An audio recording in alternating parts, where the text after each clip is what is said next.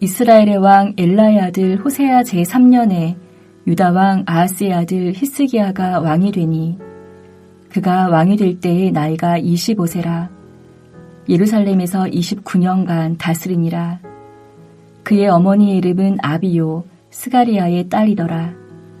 히스기야가 그의 조상 다윗의 모든 행위와 같이 여호와께서 보시기에 정직하게 행하여 그가 여러 산당들을 제거하며 두상을 깨뜨리며 아세라 목상을 찍으며 모세가 만들었던 놋뱀을 이스라엘 자손이 이때까지 향하여 분향함으로 그것을 부수고 느후수단이라 일컬었더라.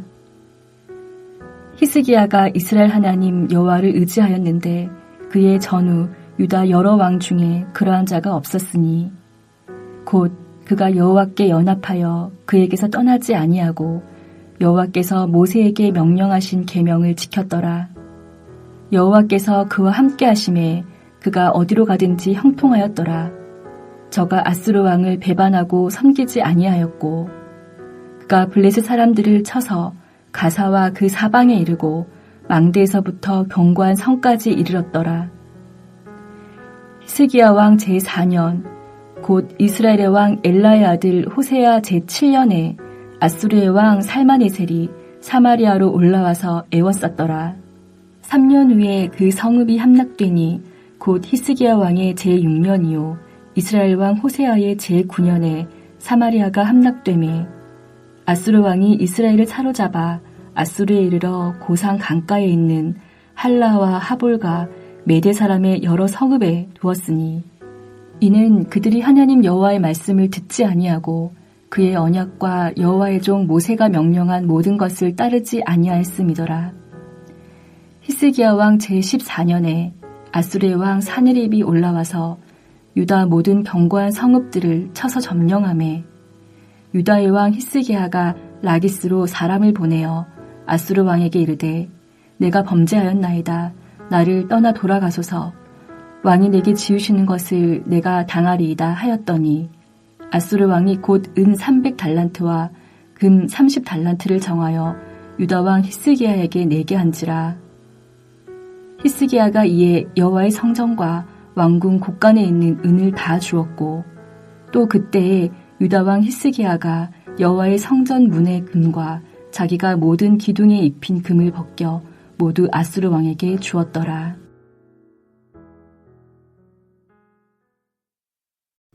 북이스라엘 왕국이 아수르 제국에 의해 멸망한 후 열왕기하 18장부터 25장까지는 유다의 단독 통치 시대로서 히스기야 왕부터 시드기야 왕까지의 역사를 다루고 있습니다.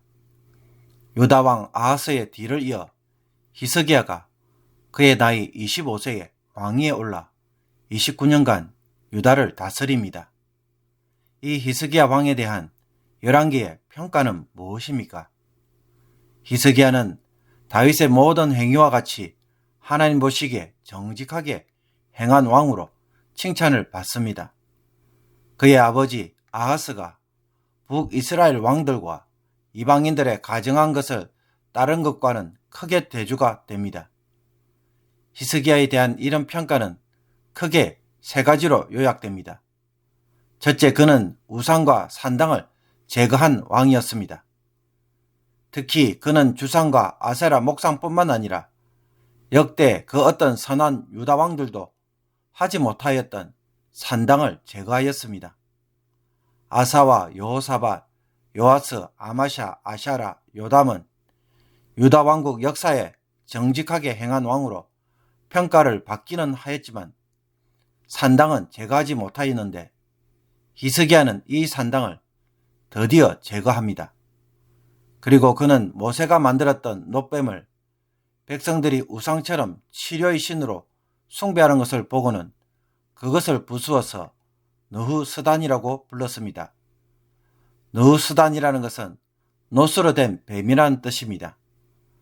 놋뱀이 그야말로 놋으로 된 뱀이라는 것입니다.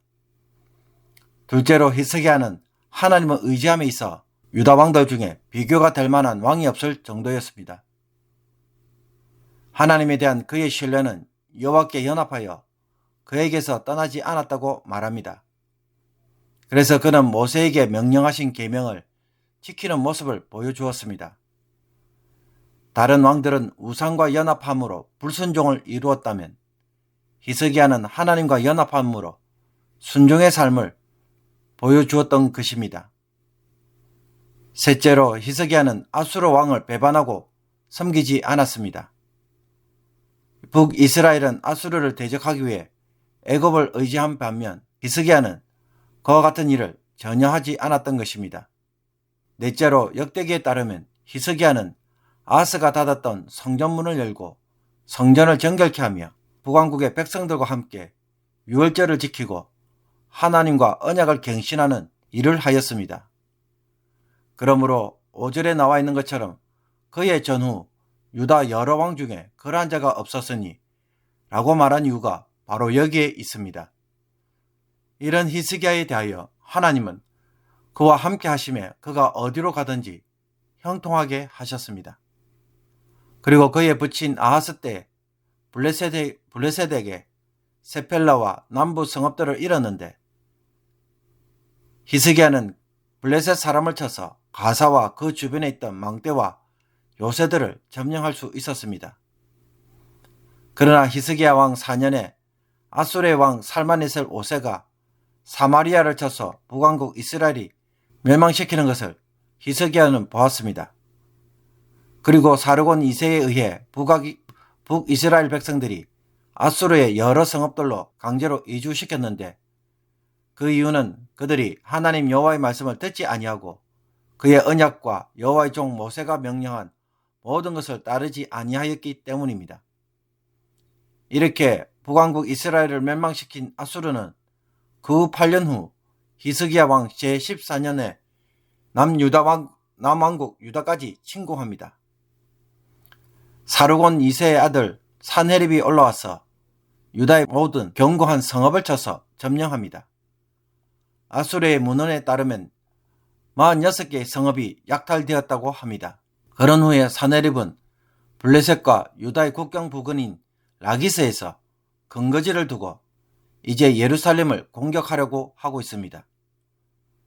아수르가 파죽지세로 유다의 성읍들을 이렇게 점령하자 반아수르 정책을 펼쳤던 히스기야는 어떤 반응을 보입니까? 라기스에 사람을 보내어서 내가 범죄하였나이다. 나를 떠나 돌아가소서. 왕이 내게 지우시는 것을 내가 당하리이다. 라고 말합니다. 아수르와의 종속관계를 배반하였다고 하면서 이제라도 아수르의 말을 듣겠다는 것입니다. 잘못하면 유다도 북왕국 이스라엘처럼 망할 수 있겠다는 큰 두려움이 그에게 찾아온 것입니다. 늘 하나님을 의지하던 히스기야였고 아수르를 의지하지 않고 배반할 정도였지만 그 역시도 갑자기 큰 위기를 만나자 어떤 생각부터 들었던 것입니까?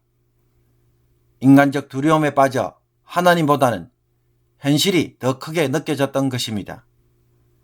히스기야의 말에 산헤립은 은 300달란트, 금 30달란트라는 엄청난 액수를 요구합니다. 이에 히스기야는 여호와의 성전과 왕궁 곳간에 있는 은과 성전문의 금과 모든 기둥에 입힌 금을 벗겨 아수르 왕에게 주었습니다. 그러므로 히스기야의 이런 모습은 믿음으로 살려고 하지만 막상 현실에서는 우리 모두가 경험하는 일인 동시에 문제를 만났을 때 제일 먼저 취하는 행동이기도 합니다.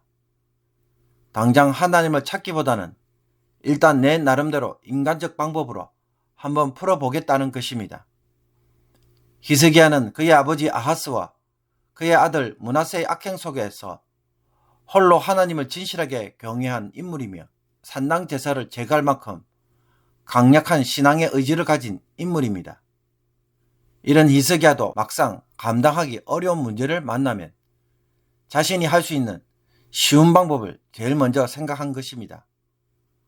하나님이 어떻게 하실 것인지 모르기에 히스기야는 유다 성읍들이 속절없이 당하는 소식에 제일 쉬운 방법, 즉 항복을 선언하고 종을 바치는 방법으로 해결하려고 했던 것입니다.